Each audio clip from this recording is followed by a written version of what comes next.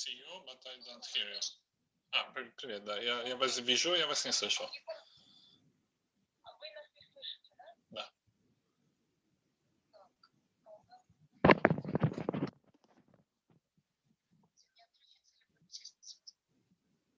Не-не, я...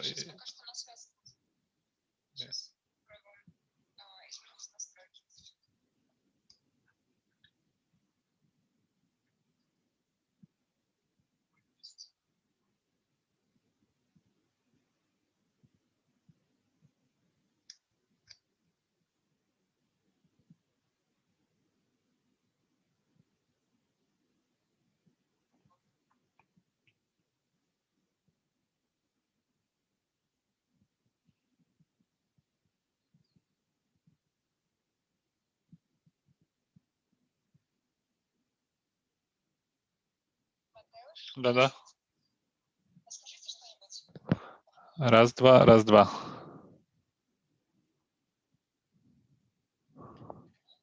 Да, я пытаюсь. Говорю до микрофона. Раз, два, раз, два.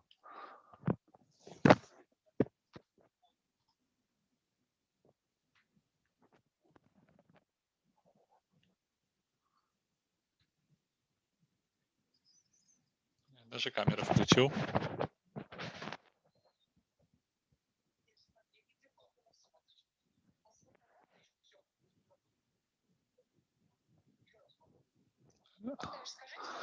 Один, два, три, четыре.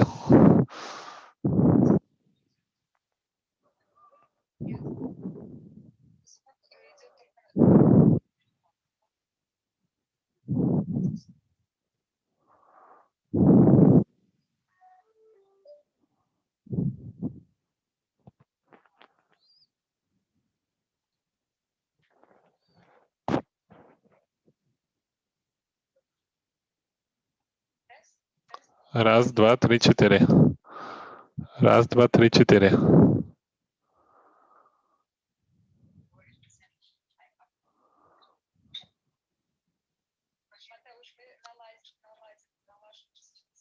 Окей. No problem.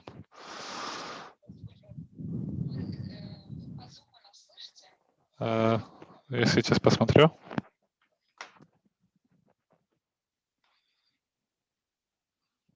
Зума пока ничего не слышу.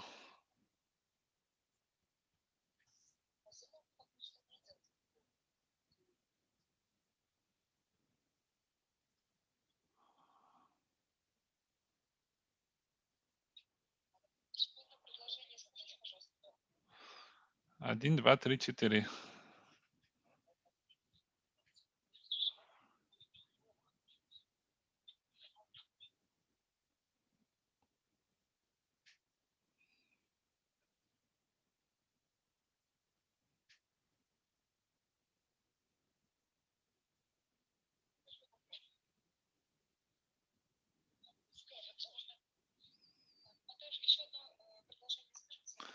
Хорошо. Выборы, кандидаты.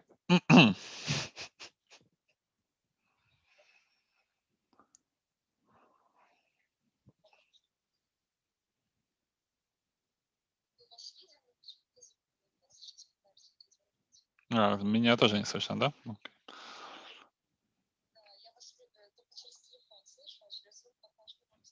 Угу. Но я проверяю свой... Я даже вижу, что мой микрофон работает. То есть Zoom мне это показывает.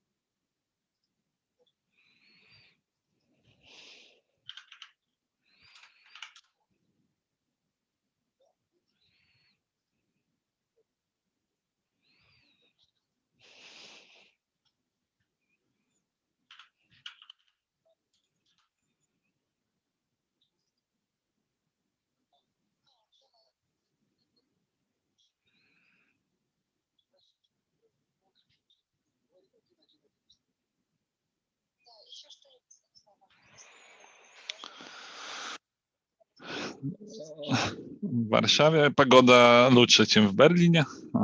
Градусов было... Ну, как у нас, как у вас сегодня днем было, да, красиво. Но зима придет, то есть зима тоже к нам вернется, но послезавтра.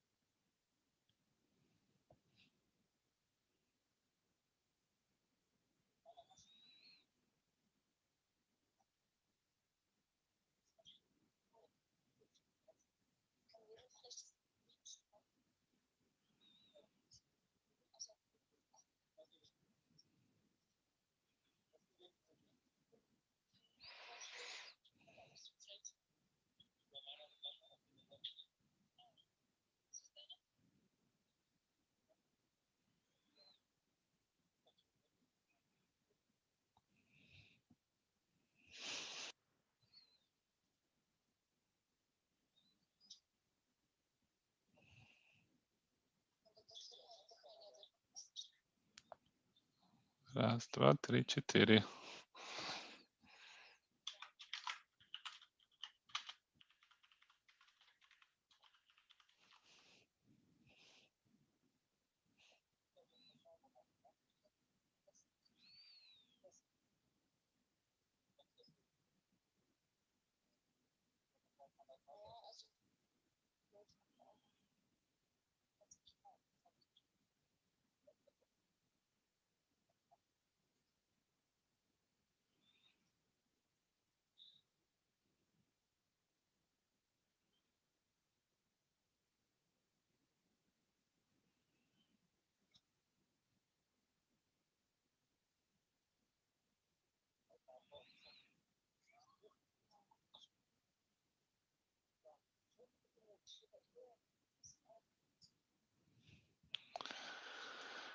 Раз, два, три, четыре.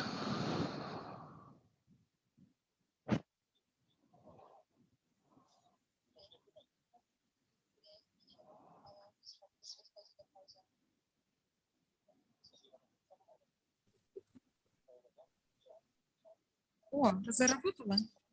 Что-то заработало.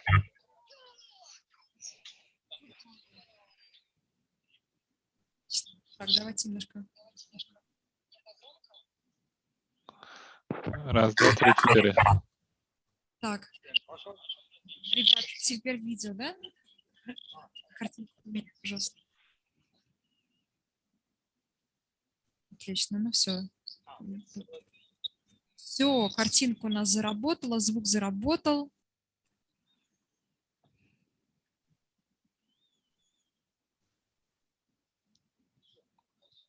Так, конец телефона. Да, всем большой привет. Так, связи у нас университета Варшавы, и он выступает как наблюдатель на выборах от ОБСЕ. Ich stelle Sie ganz kurz deutsche Sprache vor. Wir haben jetzt eine Live-Übertragung mit Mateusz Bajek von der Universität Warschau, Polen. Mateusz ist auch ein OSZE-Beobachter.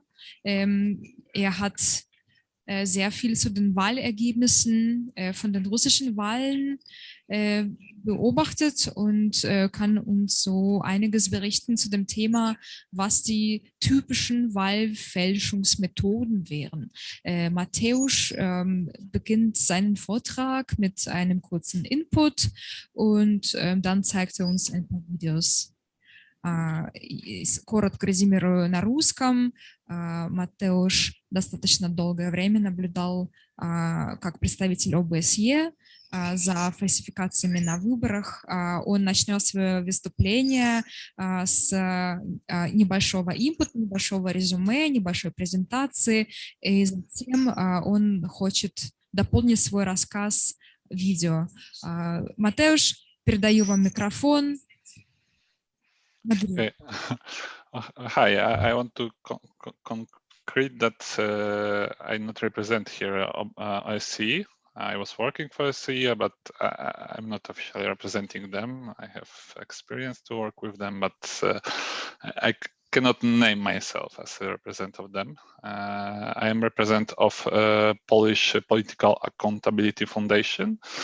And yeah, I'm also observer. I was working with many organizations with in last 10 years. I was observing elections in 9 countries.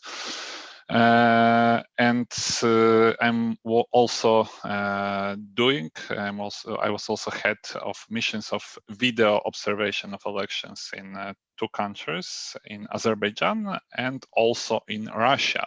And in 2018, I was the head of the largest international video observation mission for the Russian presidential elections. The name was Observers in Action. And during this mission, we discovered the falsification of over 43,000 votes, as well as nearly 900 other election irregularities. So it was a huge mission, and we found many falsifications.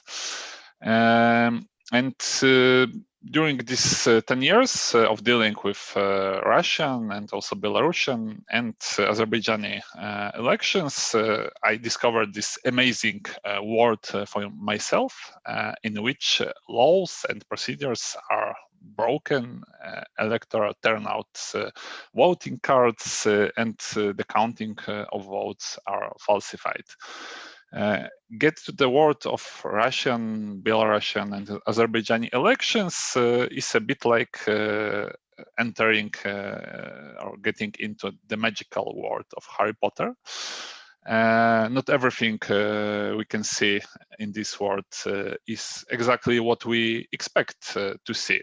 Not everyone we meet is who he say or she say they are.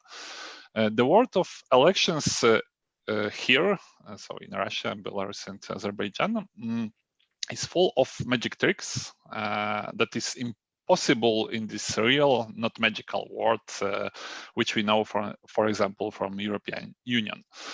Despite the fact that 10% of voters cast their vote, the official results show 90% of turnout.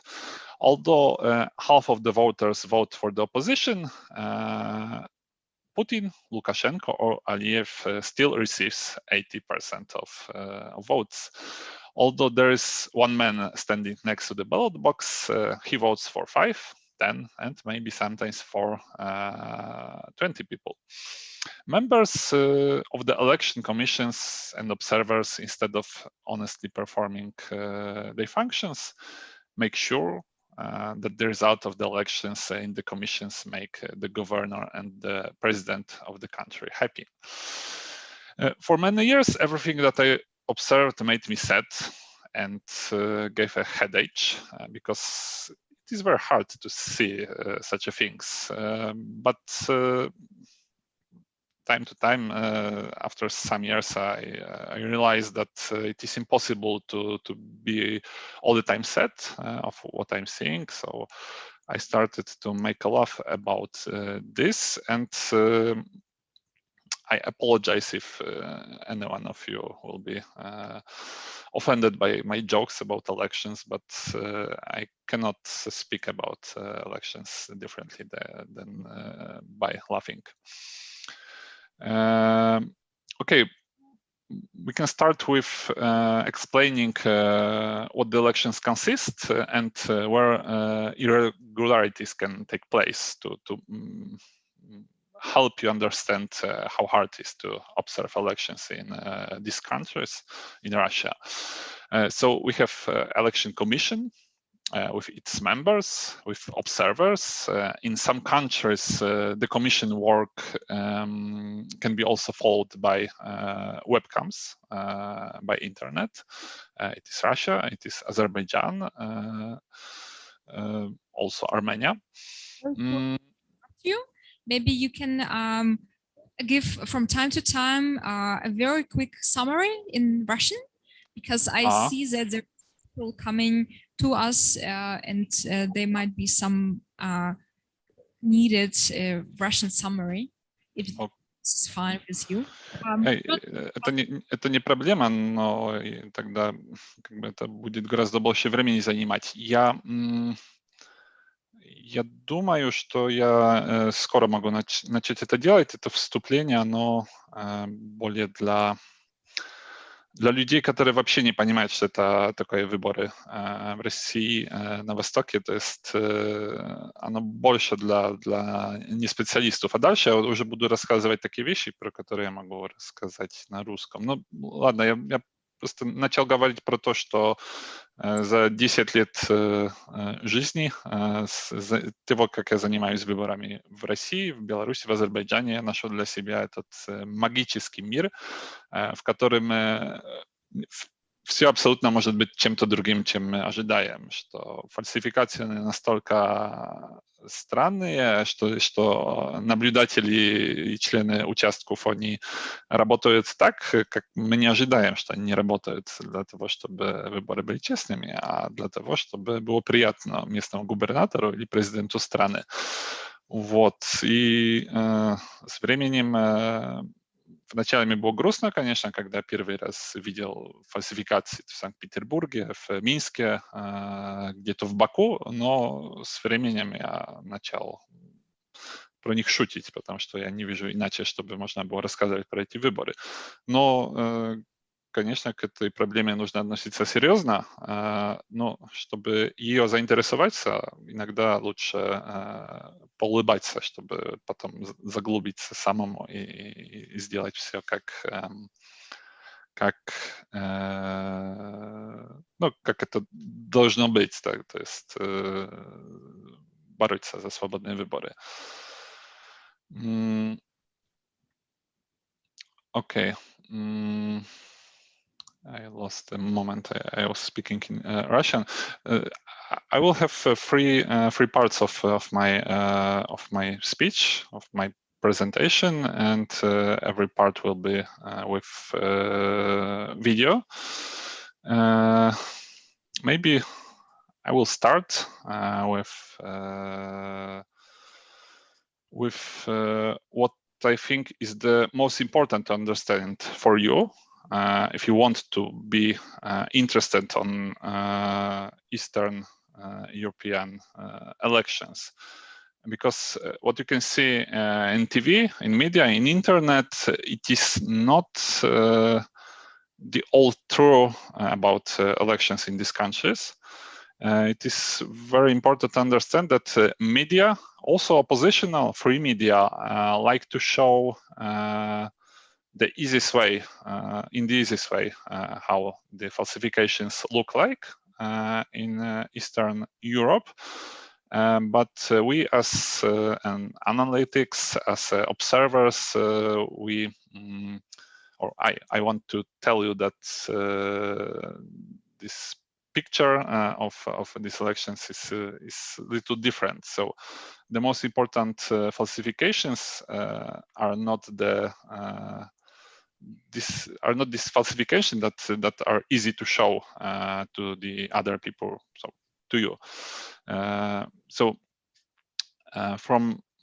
In my opinion, and in opinion of my foundation, where we were doing all this observation, the most important phenomenon that can be observed during elections in not only in Russia, but I will tell now only about Russia, is falsification of turnout.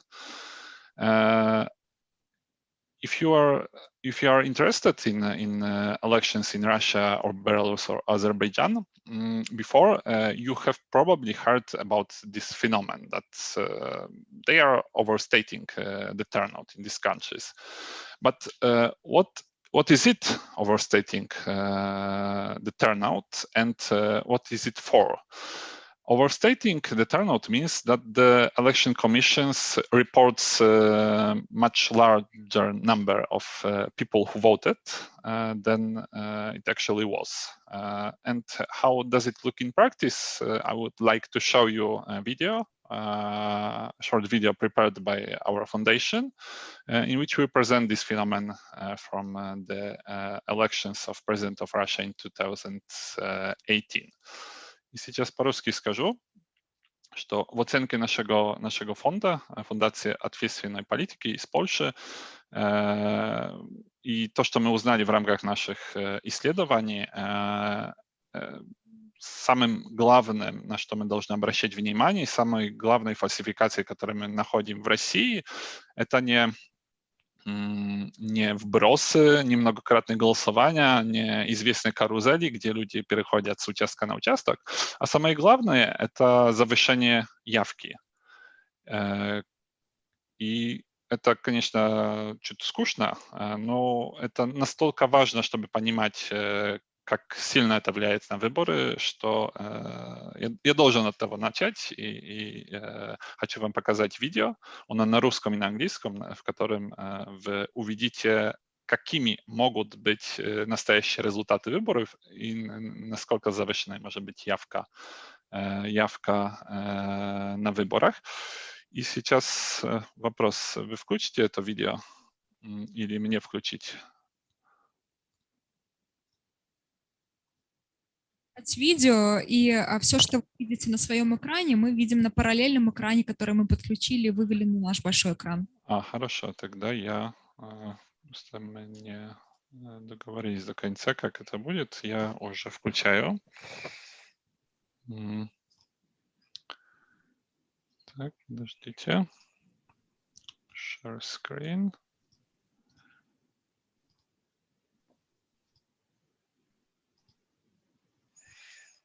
Так, видно уже видео? Да. Все, мы видим это видео.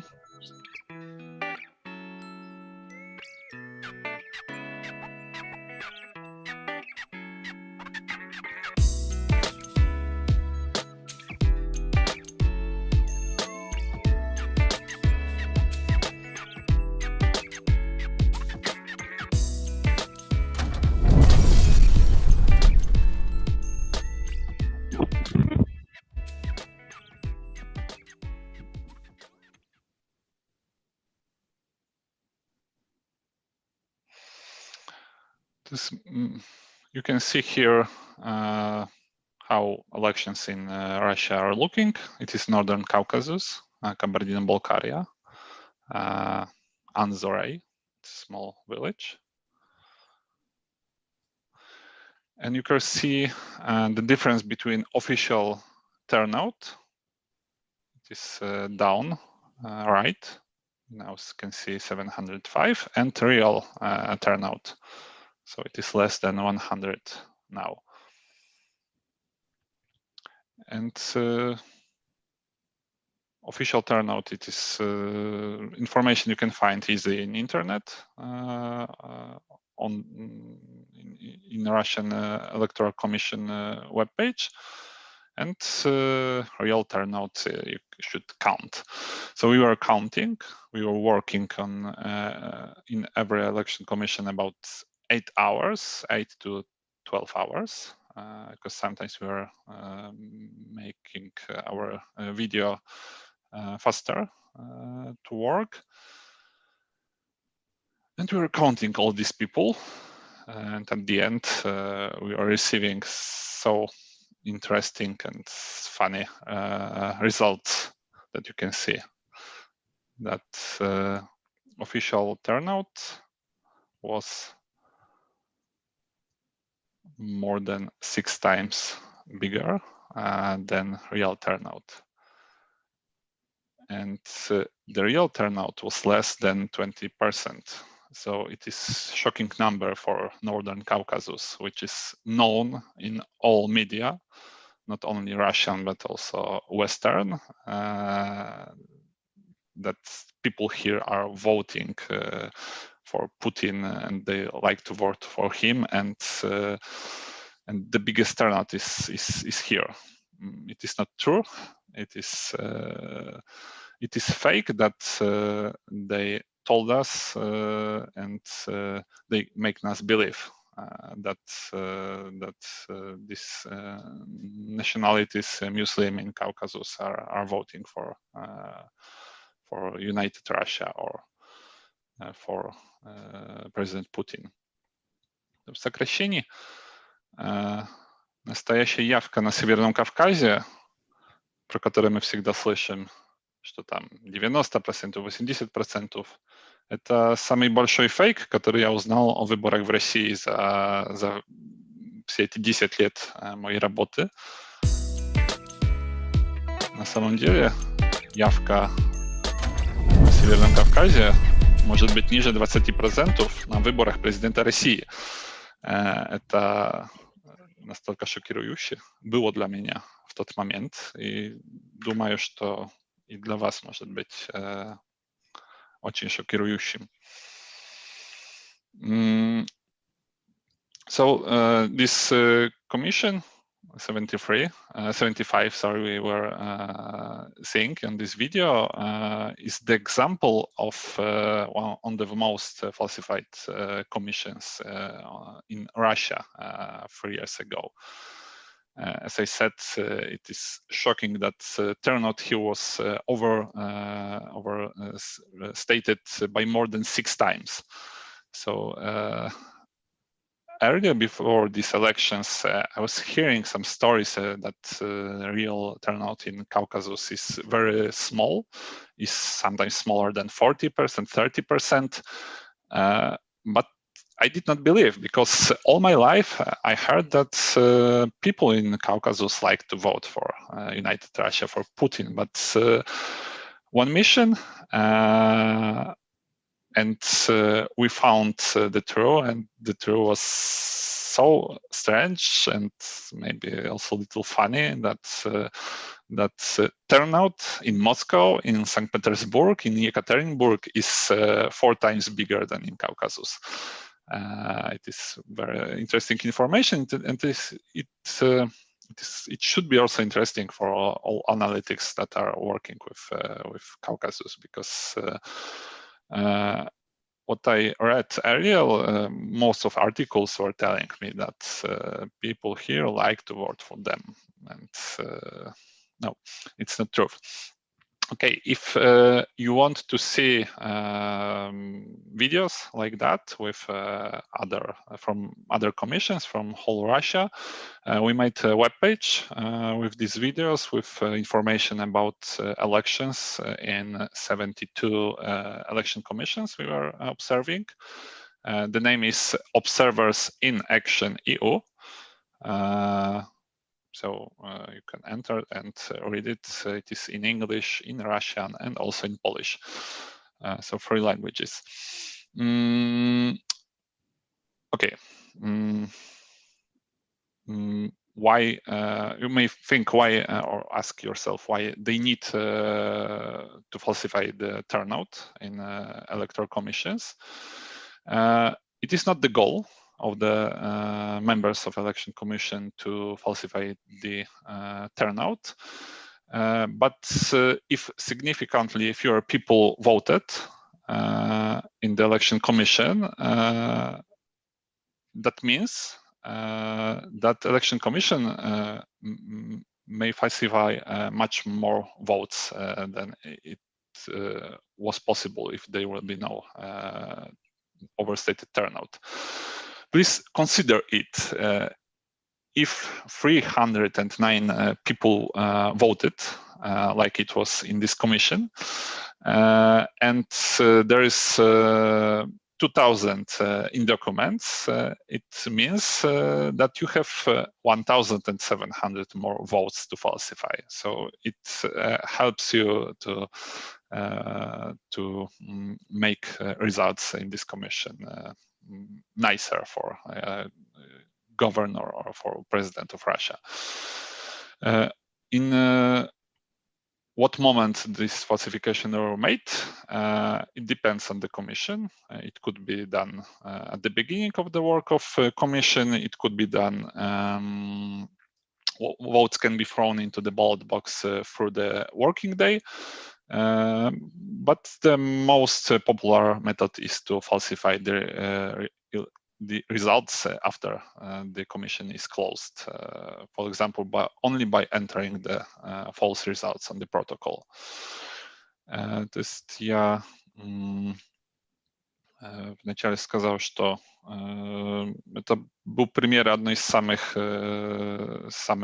лучших, в кавычках, участков в России, потому что явка тут была завышена в 6 раз, чем по сравнению с тем, какие были официальные данные, и что на этом участке, да, тут результаты были в 4 раза хуже, чем, например, в Москве или в Екатеринбурге. То есть это шокирующий результат, что на Кавказе явка в 4 раза хуже, чем в этих городах. А почему именно явка? Потому что если у тебя не 309 голосов, которые отдают твои сограждане в селе, а у тебя 1933 голоса, значит, ты можешь на 1600 голосов больше фальсифицировать, то есть ты можешь гораздо сильнее повлиять на результаты выборов. И ты не обязан париться и заниматься тем, чтобы заставить этих людей приходить на участок, голосовать там, за Путина, за Единую Россию. Единственное, что ты должен сделать, это просто переписать, и это самое популярное, переписать протокол. То есть зачем делать то, что привлекает, например, СМИ, привлекает интернет-пользователей, которые ищут вбросы и фальсификации, если ты просто можешь сделать так, что занимаешься фальсификацией самого протокола. You are probably wondering how common is turnout falsification. In many Russian regions, falsifying of voter turnout is indispensable element of elections. It's impossible to hold elections in Northern Caucasus without falsifying the turnout in most or in all of election commissions. And I'm not overstating. Among 31 polling stations we were observing in our mission, observers in action in Kabardino-Balkaria and Karachay-Cherkessia, the turnout was drastically overstated in 39. So it is 95% of commissions we observed were with overstated turnout. Among the 31 polling stations we observed during the mission in the Bryansk and Belgorod Oblast, the turnout was overrated in 17. So it is more than 50%. Of course, there are some regions in Russia where there's no this problem. There's no turnout overstating. It is now, for example, Moscow, Ekaterinburg as the cities, or regions such as Karelia, Khakassia, but in most of the regions in Russia, this problem is very popular, and the biggest problem are in Caucasus, Tatarstan, Bashkortostan, so in the national regions of Russia. То есть, сокращая, я сказал, что огромное завышение явки мы заметили в 39 из 41 участка, которые мы наблюдали, то есть почти во всех. Это было Кабардино-Балкария и Карачаево-Черкесия, а среди участков, которые мы наблюдали в Белгородской области и в Брянской области, то есть, казалось бы, более такие места, в которых фальсификации случаются реже, там завышение явки было в 17 участках, то есть более половины. Конечно, есть регионы России, в которых нет таких фальсификаций. Это не так, что по всей России они есть, но Москва, Екатеринбург, Карелия, Хакасия — это слишком мало для России, чтобы выборы в России называть честными. And it is this type of falsification is also extremely popular in Belarus and in Azerbaijan. I was also observing this type of falsification there. And why so many people and even the media are not paying attention of this type of falsification? I think it is because that proving that there was falsification of turnout, that there was huge overstating of turnout, is boring first, because you should work more than 8 hours and sometimes 12 hours to see the work of commission for a whole day. It's first, and it is also time consuming. So it's connected, boring and time consuming. And you also cannot show it on a photo, because how show this small turnout. And it is also difficult to show it on video. But I believe that you as social activists, maybe as future observers, you should understand that how important it is to make attention on overstating turnout and not try to find something else which is not as important. And last information about this, if you are curious how to prove this, our experience is showing us that people with no experience can easily work and can easily find the real turnout in commissions. It is enough to count the people who are voting or who are coming to ballot box and try to vote, and then you can compare it with official numbers.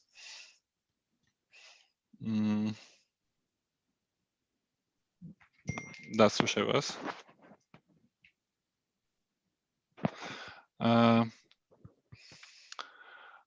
Okay.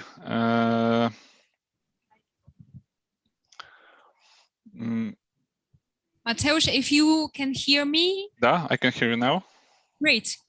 Because for some time we've lost the connection at first. Unfortunately, it just started to rain very heavily. Okay. So it's like we ask you to maybe switch to a resume. Okay. Make a short resume for like maybe 3 to 5 minutes. Okay. I will tell 1 minute about other falsification I wanted to tell, and maybe at the end we will show one video, because it will be funny and make you laugh and make you be more interested in elections. Okay. So after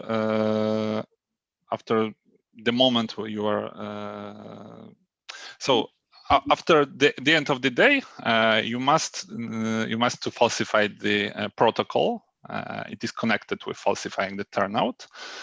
And but if you found that someone is falsified the turnout, you have proof that something will happen in the next hours, and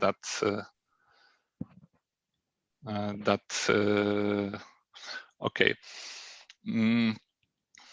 Okay, so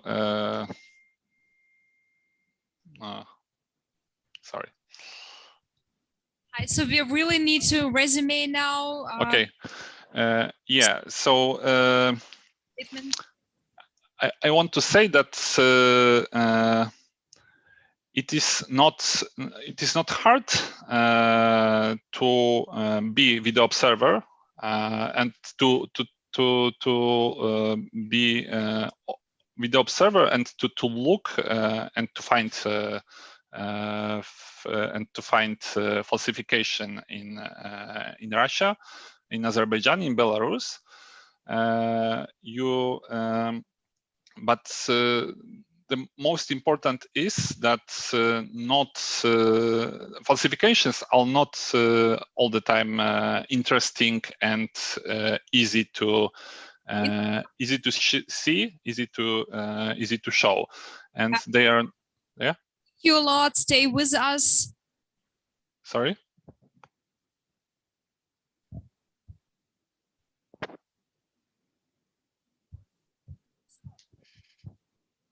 Yeah, I don't hear it now.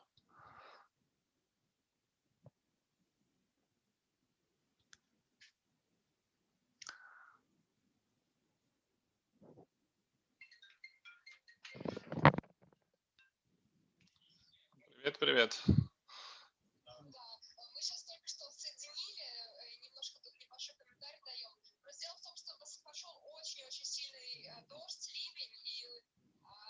Ну и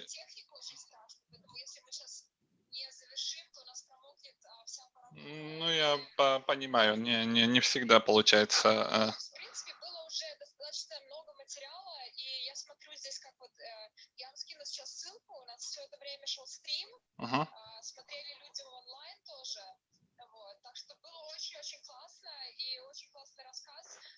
Дико извиняюсь, что мы не смогли завершить, но цель достигнута, как бы интерес мы привлекли к этой теме. И если вы хотите, вы можете что-то в чат написать этого стрима, я сейчас вам ссылку сброшу.